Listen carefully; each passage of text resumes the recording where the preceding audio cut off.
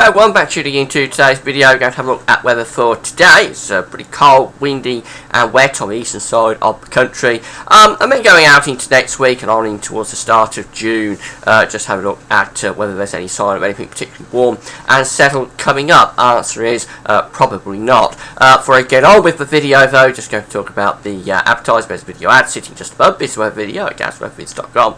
Please play it, you'll be supporting gazweathervids.com by doing that. So we'll start off with radar picture from the UK Met Office, and we see that we've got quite a lot of heavy rain here on the eastern side of the country, stretching down from Newcastle through in towards Yorkshire, down in towards Lincolnshire, into the East Midlands, and through into East and South Eastern England as well. That's going to carry on southwards through the course of the day, producing some quite heavy rain in places, and certainly giving a very miserable feel. We've also got a very strong and cold northeasterly wind blowing. So if you have a look at the temperatures from the website XC Weather, by the way, every website used in this video can be found on my links page. Have a look at the temperatures currently from XC Weather. We see that, well, in many places temperatures are in single figures. Conisbee Airport is at 7 degrees, Cranfield at 8 degrees, Lakenheath at Royal Air Force Base at 6 degrees, Norwich just 5 degrees there with a strong northeasterly wind. I'm sure it feels bitterly cold there, and so it goes on. High Wycombe 6 degrees, very cold day, temperatures well below where they should be, probably around 8 to 10 degrees in some places below where they should be, and feeling very cold in that northeasterly wind. So it's going to be the setup for the rest of the day, really. The cold temperatures, the strong wind and the rain in the east. A very miserable day in the southeast. I've been talking about it over the last few days how poor it's going to be in the southeast today, and indeed it certainly is. But as we go through tonight, that's going to generally clear away, and it's going to become cold tonight as the rain and the wind clears away. There could be frost really from northern England northwards, from the Midlands northwards. There could be ground frost from northern England northwards.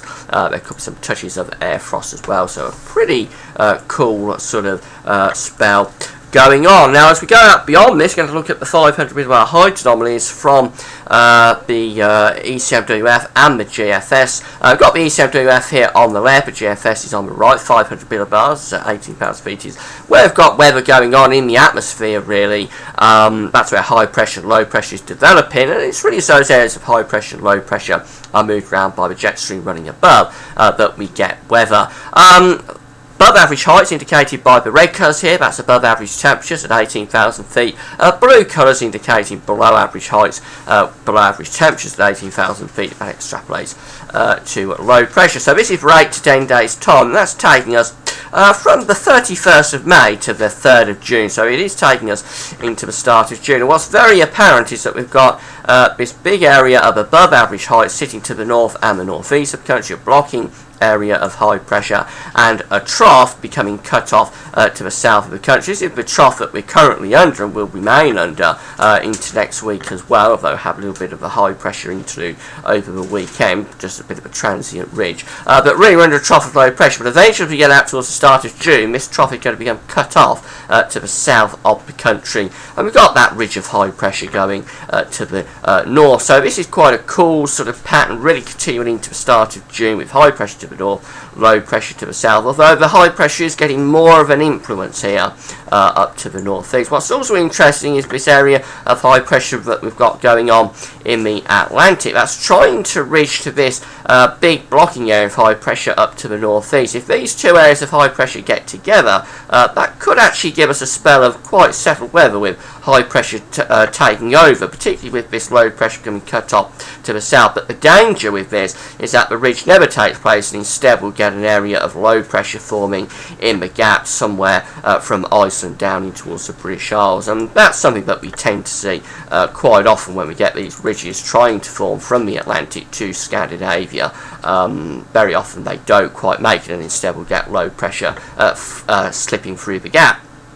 Have a look at the GFS height anomaly very quickly. It's very similar, and actually it does make a little bit more of that ridge from the Atlantic. It actually does get that ridge in towards the big blocking area of high pressure sitting up to the northeast. I'm highlighting it there.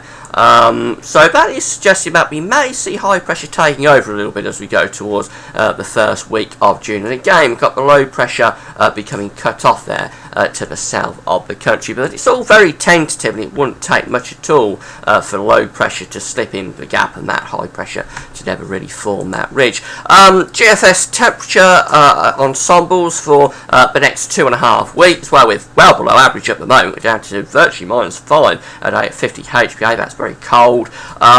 Temperatures will be coming up a bit over the weekend, but the red line here is where we should be, and we never really get above that red line. By the 27th of May, we do reach it, but then we dip back again as we go through next week. And next week is looking particularly, well, not particularly cool, but it certainly is looking cooler than average, 850 millibars. And really, there's no sign of anything particularly hot coming up. As we get through to the first week of June, we could start seeing those temperatures lifting up a little bit above average, but nothing really there to suggest anything particularly hot in the foreseeable future. And precipitation spikes, we keep them going throughout the period, easing off a little bit over the weekend, then picking up next week, and it does look as though next week will be quite unsettled. Temperature anomalies for the next week, Friday the 24th of May to Friday the 31st of May, cooler than average. We're going to be around 2 degrees below where we should be, and look how cold it is still across central parts of Europe. I talked about this in the video earlier. Very cold temperature anomalies for Central Europe this week. Some places have been up to 8 to 10 degrees below where they should be, and we're going to maintain that cold feel across many parts of Central Europe through the week. And it's pretty cold across the whole of Europe. You have to go up to Scandinavia and back into Russia to find above average temperature anomalies. Most of Europe is below average this week, Britain included, or I should say in the next week. Arctic oscillation observed and forecast charts just showing what's going on over the pipe. Remember that Arctic oscillation isn't driving anything. It's not a driver of the weather. It's an index that reflects the state of the Arctic.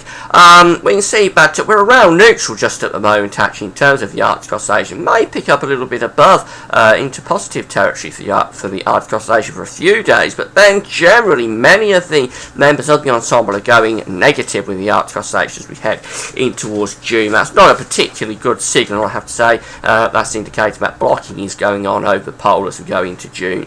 Blocking in summer over the Arctic is never a particularly good signal. The North Atlantic oscillation observed and forecast chart, very similar. We're a little bit negative with the North Atlantic oscillation at the moment. Remember, this again is just an index that reflects the state of the situation in the Atlantic. The North Atlantic oscillation, by the way, is associated with a positive North Atlantic oscillation, meaning low pressure around Iceland, high pressure in the Azores. When you get a negative North Atlantic oscillation, it switches around, so you get high pressure around Iceland and low pressure in the Azores. As I say, this isn't driving anything, it's just an index that reflects the state of play in the Atlantic, and we're generally negative with the North Atlantic oscillation at the moment, and then we get a lot of scatter as we go into June, but generally I think we're staying around neutral to negative for the foreseeable future. So finally, just have a look at the generic charts taking us through into June, and this is the situation as we start next week on Tuesday the 28th of May. Low pressure very much dominating weather from the GFS model.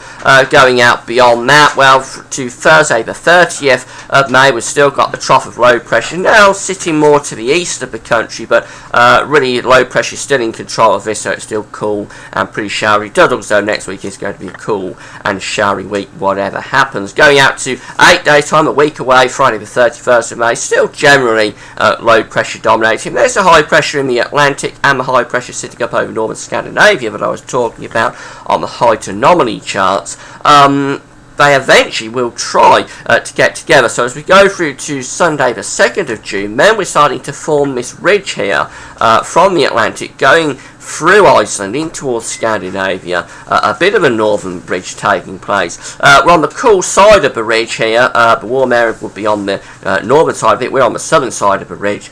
Still quite unsettled for England and Wales as well, with weak pressure there, indicating at the very least we'd be looking at showers. And to the 10-day period, which takes us to the 3rd of June, no great changes really. High pressure dominated to the north, low pressure to the south. So that's generally an easterly flow coming in. Not particularly warm and probably quite unsettled actually in the south, but the north could be more on the settled side there. The ECMWF is very similar. We start next week with low pressure dominating the pattern. Low pressure will be in control, I think, for the rest of May, although we have a bit of a anticyclonic interlude over this weekend. But as we go to Thursday the 30th, the low pressure is still there dominating, producing showers or longer spells of rain. And then as we get through towards the end of the month into the start of June, then we try to get that ridge of high pressure developing from the Atlantic to Scandinavia, but it never makes on the ECMWF. We saw this on the height anomaly charts, but for the ECMWF, the ridge never makes it